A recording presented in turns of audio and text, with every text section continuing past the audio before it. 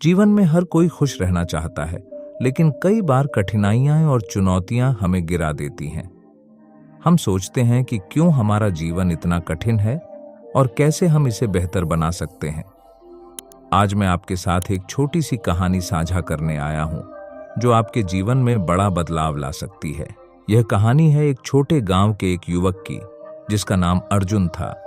अर्जुन एक बहुत ही परिश्रमी और ईमानदार व्यक्ति था, लेकिन उसके जीवन में लगातार मुश्किलें आ रही थीं।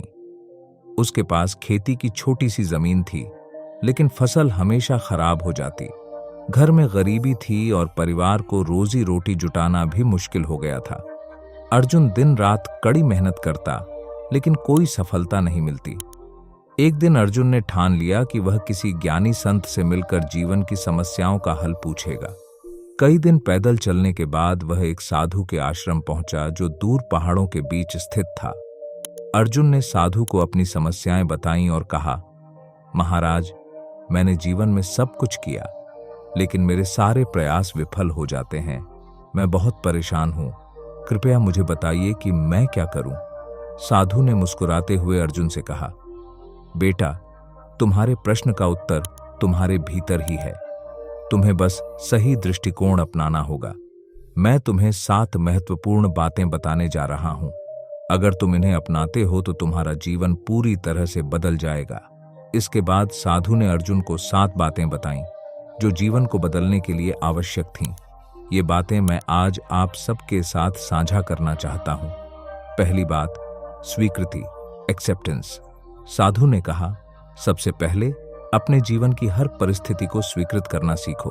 अर्जुन, जब तुम अपनी वर्तमान स्थिति को स्वीकार करते हो, तब तुम शांत होते हो और सही निर्णय लेने की शक्ति प्राप्त करते हो।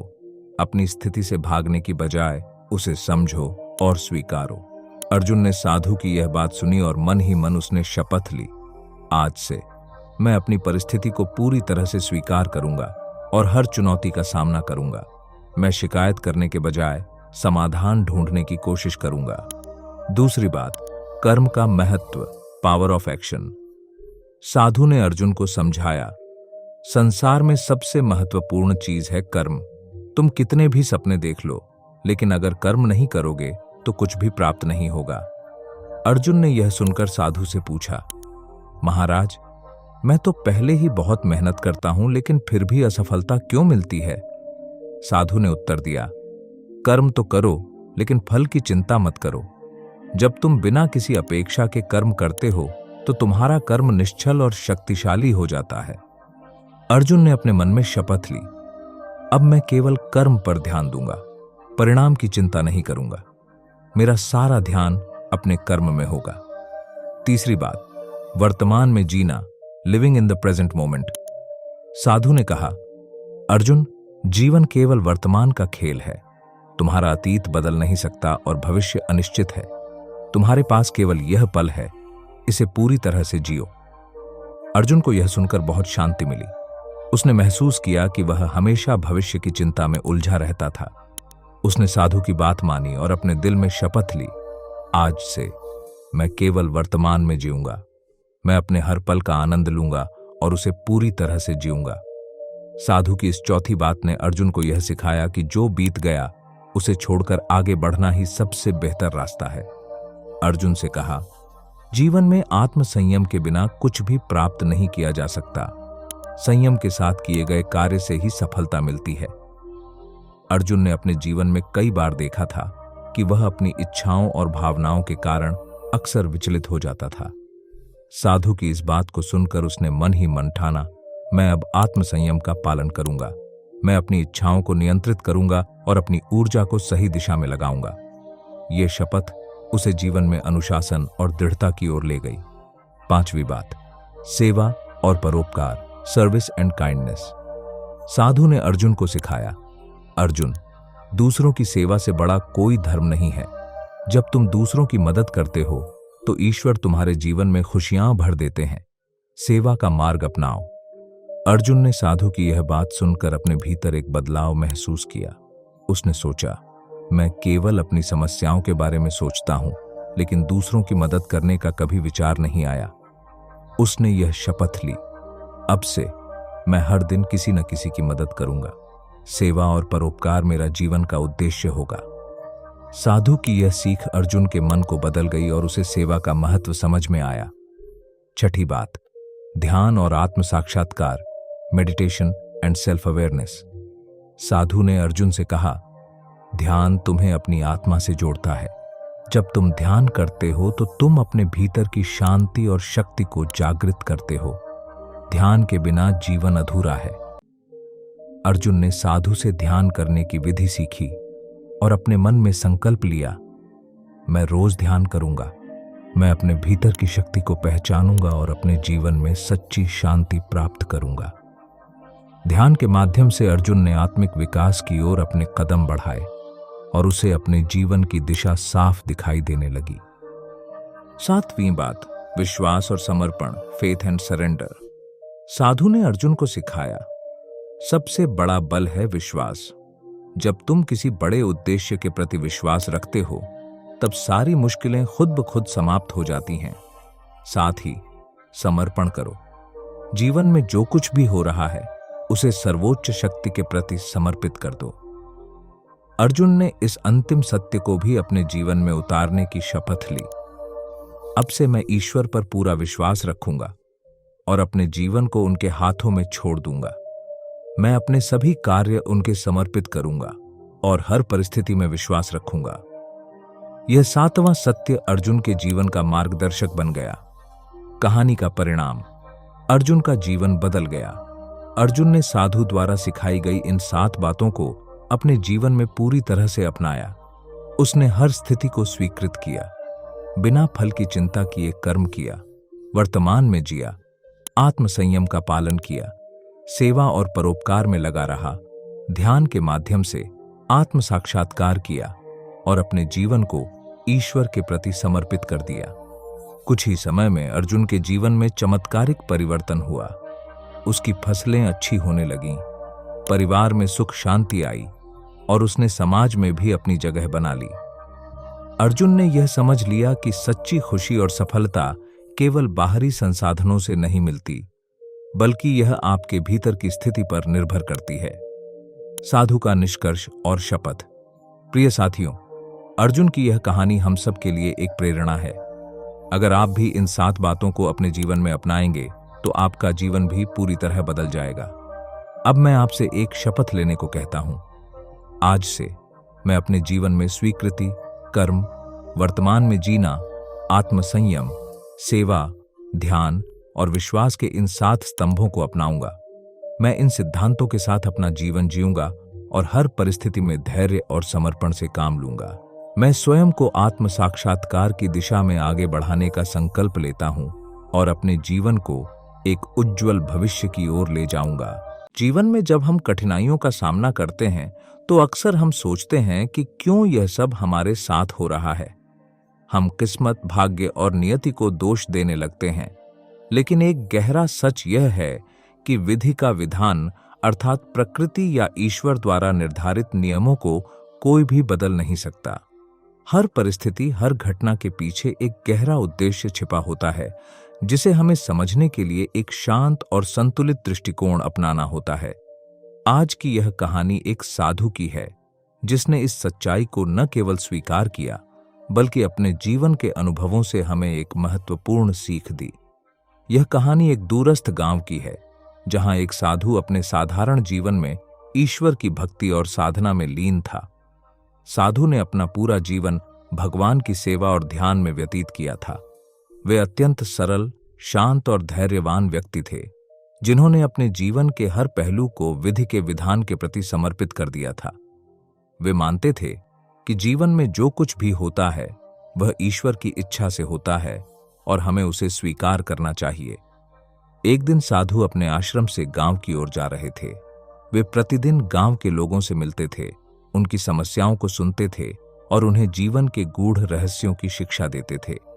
साधु अपने साधारण जीवन से लोगों को यह बताने की कोशिश करते थे कि सब कुछ ईश्वर के हाथ में है और हमें अपनी मेहनत और समर्पण के साथ अपने कर्तव्यों को निभाना चाहिए।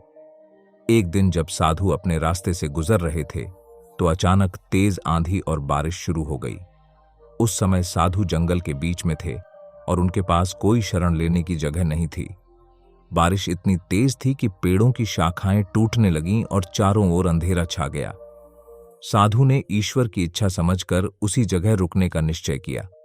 उन्हें पूरा विश्वास था कि जो कुछ भी हो रहा है वह ईश्वर के द्वारा ही निर्धारित है और इसके पीछे कोई न कोई उद्देश्य अवश्य होगा। कुछ देर बाद एक गांव का आदमी वहां से गुजरा। उसने साधु को देखा और पूछा, हे महात्मन, आप इस तूफान में यहां क्यों खड़े हैं? क्या आपको डर नहीं लगता? साधु ने मुस्कुराते हुए कहा, विधि का विधान है, इसे कोई नहीं बदल सकता। यदि यह तूफान आना लिखा था तो इसे कोई रोक नहीं सकता। मुझे विश्वास है कि ईश्वर जो कुछ भी करता है वह हमारे भले के लिए होता है। वह आदमी साधु की बात सुनकर चौंका, परंतु जल्द ही आगे बढ़ गया। साधु वहीं एक पेड़ के नीचे ध्यान मग्न हो गए।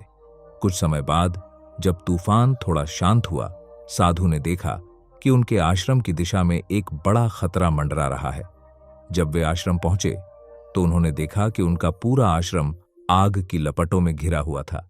साधु के पास कुछ भी बचा नहीं था, न वस्त्र, न भोजन, न कोई अन्य सामग्री। साधु ने फिर भी धैर्य नहीं खोया। उन्होंने गहरी सांस ली और कहा, यह भी विधि का विधान है। गांव के लोग दौड़कर आए और साधु से कहने लगे, महात्मन, आपका आश्रम जल गया, अब आप क्या करेंगे? यह तो बड़ा अन्याय हुआ है। साधु ने शांत स्वर में उत्तर दिया, जो होना था वह हो गया। विधि के विधान को कोई नहीं बदल सकता। अगर यह आग लगी है तो इसके पीछे भी कोई गूढ़ उद्देश्य है जिसे अभी हम नहीं समझ सकते। गांव के लोग साधु की बात सुनकर हैरान थे। उन्हें समझ नहीं आ रहा था कि साधु इतनी बड़ी विपत्ति के बाद भी इतने शांत और संतुलित कैसे हो सकते हैं। लेकिन साधु के चेहरे पर कोई चिंता नहीं थी। वे पूरे आत्मविश्वास और धैर्य के साथ आगे की योजना पर विचार कर रहे थे। आश्रम के जलने के कुछ दिन बाद साधु ने गांव में रहने का निश्चय किया। वे अब गांव के लोगों के साथ रहकर उन्हें ध्यान और आध्यात्मिक शिक्षा देने लगे। गांव के लोग भी साधु से अत्यधिक प्रभावित थे और उनकी शिक्षाओं को अपनाने लगे थे। कुछ दिन बाद उस इलाके में एक बड़ा संकट आ गया। पड़ोसी राज्य की सेना ने अचानक गांव पर आक्रमण कर दिया। गांव के लोग अत्यंत भयभीत हो गए। उन्होंने साधु से आकर पूछा, महात्मन, अब क्या होगा? हम इस संकट से कैसे बचेंगे? साधु ने फिर वही शब्द कहे, विधि का विधान है, इसे कोई नहीं बदल सकता। जो होना है वह होकर रहेगा। हमें ईश्वर पर विश्वास रखना चाहिए और अपने कर्तव्यों को निभाना चाहिए। गांव के लोग साधु की बातों को सुनकर थोड़ा शांत हुए, लेकिन संकट अभी भी उनके सामने था। अचानक गांव के बाहर एक और खबर आई। उस इलाके में आग लग गई थी जहां साधु का आश्रम पहले था। यह आग इतनी भयंकर थी कि अगर साधु का आश्रम उस समय वहां होता तो साधु की जान खतरे में पड़ जाती। गांव के लोग अब यह समझ चुके थे कि जो कुछ भी हुआ वह साधु के भले के लिए ही हुआ था। उनका आश्रम जलना भी विधि का विधान था जिसने उनकी जान बचाई। वे सभी साधु के पास आकर बोले, महात्मन, अब हमें आपकी बात पूरी तरह समझ में आ गई। वास्तव में विधि का विधान कोई नहीं बदल सकता। जो होता है वह हमारे भले के लिए ही होता है, चाहे वह हमें उस समय कितना भी कठिन या अनुचित क्यों न लगे। साधु ने गांव के लोगों से कहा, जीवन में चाहे कितनी भी कठिनाइयां आएं, हमें यह समझना चाहिए कि हर घटना के पीछे कोई न कोई गहरा उद्देश्य छिपा होता है। हमें धैर्य और विश्वास के साथ जीवन के हर पल को स्वीकार करना चाहिए। विधि का विधान अर्थात ईश्वर की योजना हमारे लिए हमेशा सर्वोत्तम होती है, भले ही हमें उस समय वह समझ में न आए। इस कहानी से हमें यह सीख मिलती है कि जीवन में जब भी कोई कठिनाई या संकट आता है, हमें उसे एक परीक्षा के रूप में देखना चाहिए। हर परिस्थिति हमें कुछ सिखाने आती है और हर घटना के पीछे एक महत्वपूर्ण उद्देश्य होता है। साधु की यह कहानी हमें यह सिखाती है कि हमें ईश्वर पर पूरा विश्वास रखना चाहिए और विधि के विधान को समझने की कोशिश करनी चाहिए। जीवन में चाहे जो भी हो, उसे स्वीकार करें और आगे बढ़ें, क्योंकि विधि के विधान को कोई नहीं बदल सकता। धैर्य और विश्वास। जीवन में धैर्य और विश्वास सबसे महत्वपूर्ण गुण हैं। जब हम किसी कठिन परिस्थिति का सामना करते हैं तो हमें घबराने की बजाय धैर्य से काम लेना चाहिए। कठिनाइयां अक्सर हमें मजबूत बनाने के लिए आती हैं और अगर हम धैर्य और विश्वास के साथ उनका सामना करेंगे तो हम अवश्य सफल होंगे। परिस्थितियों को स्वीकार करना। जीवन में जो कुछ भी होता है उसे स्वीकार करना बहुत जरूरी है। हम हर परिस्थिति को बदल नहीं सकते, लेकिन हम अपने दृष्टिकोण को जरूर बदल सकते हैं। साधु की तरह हमें यह समझना चाहिए कि जो होता है वह ईश्वर की योजना का हिस्सा है और हमारे लिए हमेशा सर्वोत्तम होता है। समय के साथ सत्य का प्रकटीकरण। हर घटना का उद्देश्य समय के साथ स्पष्ट होता है। जैसे साधु के आश्रम का जलना उस समय दुखद लग रहा था, लेकिन बाद में वह घटना साधु की जान बचाने के लिए आवश्यक थी। समय के साथ हम समझ पाते हैं कि जो हुआ वह हमारे भले के लिए था। कर्तव्य का पालन। चाहे कैसी भी परिस्थिति हो, हमें अपने कर्तव्यों का पालन करना चाहिए। साधु ने अपनी कठिनाइयों के बावजूद अपने धर्म और कर्तव्यों का पालन करना जारी रखा। वे लोगों को शिक्षा देते रहे और उन्हें ईश्वर के मार्ग पर चलने के लिए प्रेरित करते रहे। इसी तरह हमें भी अपने जीवन में आने वाली चुनौतियों से विचलित हुए बिना अपने कर्तव्यों को निभाना चाहिए। साधु की यह कहानी हमें सिखाती है कि जीवन में चाहे कितनी भी बड़ी कठिनाई क्यों न आए, हमें उसे ईश्वर की योजना का हिस्सा मानकर स्वीकार करना चाहिए। जब हम यह समझ जाते हैं कि विधि के विधान को कोई नहीं बदल सकता, तो हम जीवन की कठिनाइयों का सामना धैर्य, साहस और विश्वास के साथ कर सकते हैं। हमें ईश्वर पर विश्वास रखना चाहिए, क्योंकि जो होता है वह हमारे भले के लिए ही होता है। इस कहानी से हमें यह भी समझ में आता है कि हर घटना, चाहे वह कितनी भी अनुचित क्यों न लगे, उसके पीछे एक उद्देश्य होता है। जीवन की प्रत्येक चुनौती हमें कुछ सिखाने आती है और अगर हम उसे समझने और स्वीकार करने के लिए तैयार हैं, तो हम अपनी कठिनाइयों को भी आशीर्वाद के रूप में देख सकते हैं। यही जीवन का सार है। विधि का विधान कोई नहीं बदल सकता। हमें केवल उसे स्वीकार करना है, उससे सीखना है और विश्वास के साथ अपने जीवन में आगे बढ़ना है।